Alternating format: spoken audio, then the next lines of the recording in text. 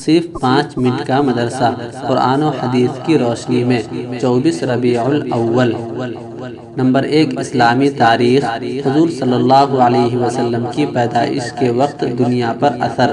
رسول اللہ صلی اللہ علیہ وسلم کی مبارک پیدائش سے 50 دن پہلے اصحاب فیل کا واقعہ پیش آیا۔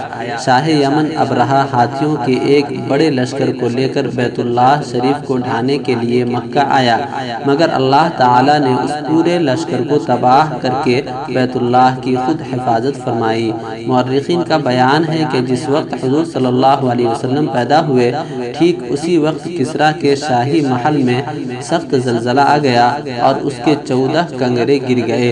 اسی طرح فارس کے آتش کدے کی آگ جو برابر 1000 سال سے جل رہی تھی، ایک دم سے بجھ گئی۔ گویا اللہ تعالیٰ کی طرف سے ایک طرح کا یہ اعلان تھا کہ اب اس دنیا میں وہ ہستی پیدا ہو چکی ہے جس کی عظمت و بلندی کا چرچا پوری دنیا میں ہوگا، جو کفر و شرک اور گمراہی کو ختم کر کے ایمان و توحید کا بیج بوئے گا اور تمام بری عادتوں کو ختم کر کے لوگوں کو اچھے اخلاق سکھائے گا، اور جو کسی ایک قوم، قبیلہ و خاندان اور ملک کا نہیں بلکہ قیامت تک کے لیے پوری دنیا کا ہادی و پیغمبر ہوگا۔ نمبر 2، حضور صلی اللہ علیہ وسلم کا معجزہ۔ حضرت رفاعہ رضی اللہ تعالیٰ عنہ کی آنکھ کا درست ہونا۔ حضرت رفاعہ رضی اللہ تعالیٰ عنہ فرماتے ہیں، جنگ بدر میں میری آنکھ میں ایک تیر لگا جس کی وجہ سے آنکھ پھوٹ گئی۔ آپ صلی اللہ علیہ وسلم نے اس پر تھوک مبارک لگا دیا اور دعا فرمائی، اس کے بعد ایسا ہو گیا جیسے مجھے کوئی تکلیف ہی نہیں پہنچی۔ نمبر 3، ایک فرض کے بارے میں۔ سب سے پہلے نماز کا حساب ہوگا۔ رسول اللہ صلی اللہ علیہ وسلم نے فرمایا، قیامت میں سب سے پہلے نماز کا حساب لیا جائے گا۔ اگر وہ اچھی اور پوری نکل آئی تو باقی اعمال بھی پورے اتریں گے، اور اگر وہ خراب ہو گئی تو باقی اعمال بھی خراب نکلیں گے۔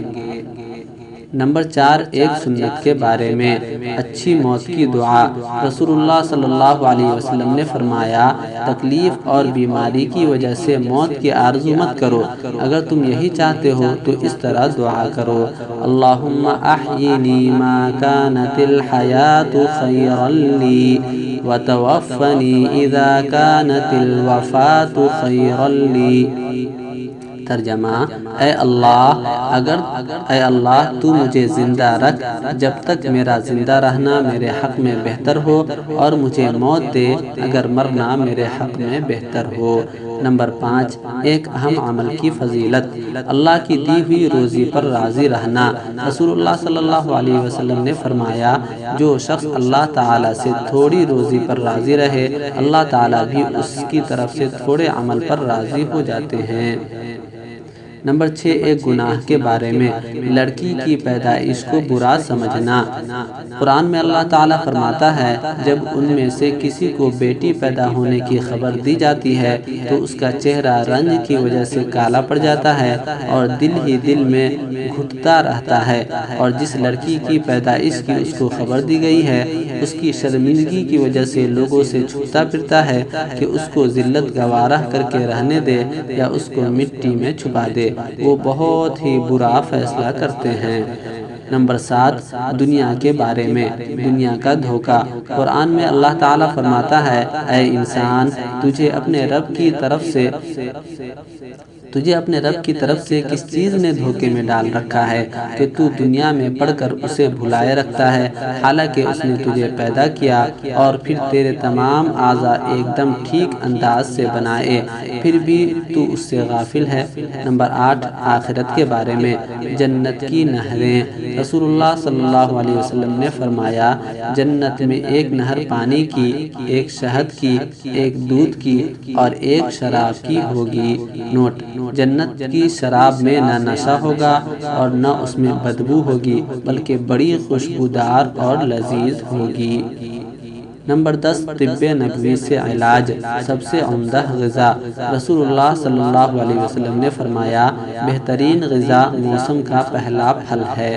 نوٹ: یوں تو ہر میوہ اور موسمی پھل صحت کو برقرار رکھنے اور موسمی بیماریوں سے بچنے کا اہم نسخہ ہے، مگر موسم کا پہلا پھل غذا کے اعتبار سے سب سے زیادہ عمدہ ہوتا ہے۔ نمبر 10 نبی صلی اللہ علیہ وسلم کی نصیحت۔ ایک آدمی نے رسول اللہ صلی اللہ علیہ وسلم سے نصیحت کرنے کی درخواست کی تو رسول اللہ صلی اللہ علیہ وسلم نے فرمایا اللہ سے شرم کرو جیسے کہ تم اپنے خاندان کے نیک اور شریف آدمی سے شرم کرتے ہو۔